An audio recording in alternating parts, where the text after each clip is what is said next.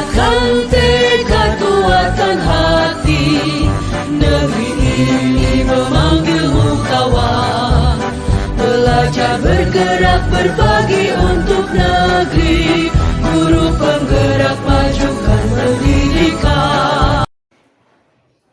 Baik, sekali lagi selamat siang untuk kita semua. Selamat siang. Pagi-pagi luar biasa. Boleh? Silakan kita sama-sama melakukan. Selamat pagi. Pagi luar biasa. Baik Bapak Ibu, hari ini saya akan mensosialisasikan apa yang saya dapatkan selama ini, selama mengikuti pendidikan guru penggerak kurang lebih 2 bulan.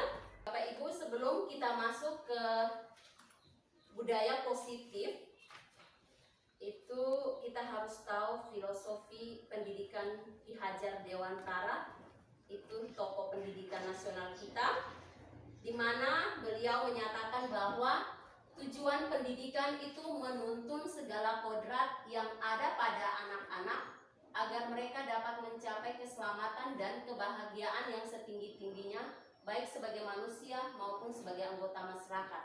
Oleh karena itu, pendidik hanya dapat menuntun tumbuh atau hidupnya kekuatan kodrat yang ada pada anak-anak agar dapat memperbaiki lakunya, bukan dasarnya hidup dan tumbuhnya kekuatan kodrat anak. Jadi tugas kita tidak hanya menuntut anak untuk mendapat nilai yang tinggi, mendapat juara dalam kelas, tetapi bagaimana kita menuntun anak agar dia boleh mencapai kemerdekaannya dalam belajar, menjadi anak yang dapat tumbuh sesuai dengan kodratnya. Setiap anak yang lahir itu sudah memiliki kodrat. Mungkin selama ini kita berpikir bahwa anak itu seperti selembar kertas yang kosong, yang boleh kita coret sesuka hati. Tetapi anak di sini itu tidak sama dengan kertas yang kosong.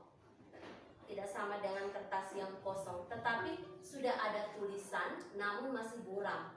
Sehingga tugasnya kita guru itu kita menebalkan yang buram-buram itu menjadi jelas dengan cara kita menuntun. Dalam menuntun laku dan pertumbuhan kodrat anak, Ki Hajar Dewantara mengibaratkan peran kita pendidik itu sebagai seorang petani atau tukang kebun. Anak-anak itu seperti biji tumbuhan yang disemai dan ditanam oleh petani atau tukang kebun di lahan yang telah disediakan. Anak-anak itu bagaikan bulir-bulir jagung yang ditanam. Jadi pada saat kita mau menanam jagung di lahan yang subur, tetapi tidak ada perhatian, tidak ada sinar matahari, tidak ada air, maka meskipun bibit yang kita tanamkan itu bibit yang baik, tetapi hasilnya akan kurang baik. Jadi di sini peran kita guru, anak datang dengan kodratnya yang dibawa sejak lahir itu baik, tetapi kurang perhatian dari kita guru, maka hasilnya juga akan kurang baik. Dalam menuntun, kita seorang guru harus menanamkan 3 semboyan Ki Hajar Dewantara dalam diri kita sebagai guru. Itu yang pertama, ingat sosun tulodo, bahwa di depan sebagai seorang guru itu harus memberikan contoh atau teladan, panutan bagi murid. Karena apa yang kita buat dilihat murid dan mereka akan meniru. Sehingga kita harus memberikan teladan yang baik. Yang kedua, ing madio mangunkarso. Seorang guru di tengah-tengah itu kita harus membangkitkan semangat hingga mereka menemukan ide-ide mereka. Ketiga itu tuturi handayani, dari belakang kita memberikan dorongan, mendukung dan menuntun serta mengarahkan mereka. Yang berikut, visi seorang guru. Setiap kita diharapkan mempunyai visi impian akan murid di masa depan. Apa yang kita inginkan terhadap anak-anak kita?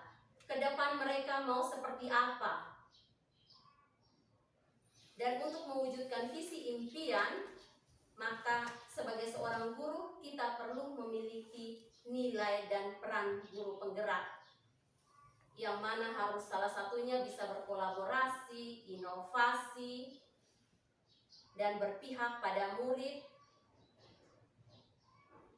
sehingga dapat mewujudkan pembelajaran student center atau pembelajaran yang berpusat pada peserta didik. Karena yang terjadi selama ini, pembelajaran itu lebih banyak berpusat pada guru.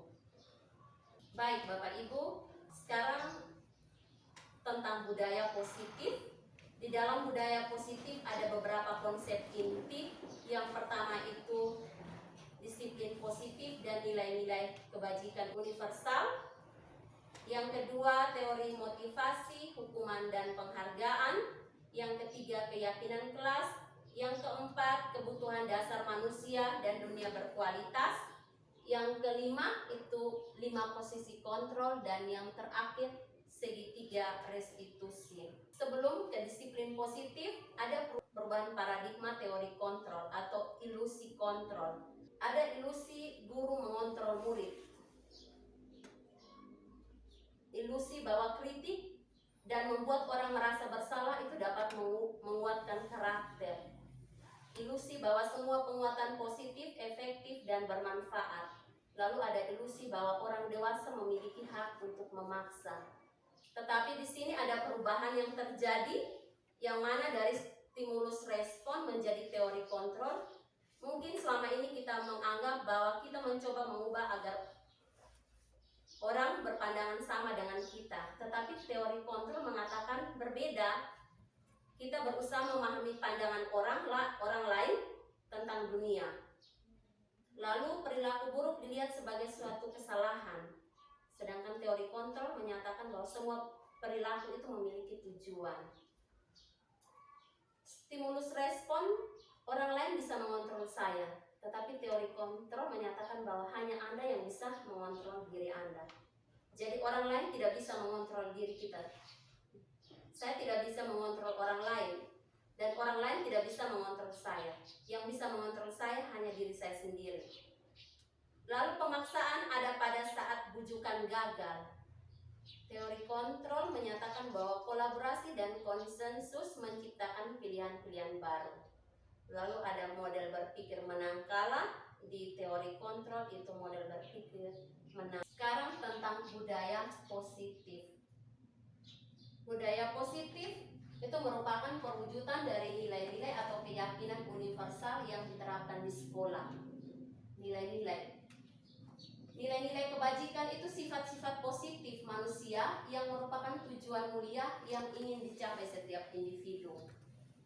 Nilai-nilai tersebut bersifat universal dan lintas bahasa, suku, bangsa, agama, maupun latar belakang.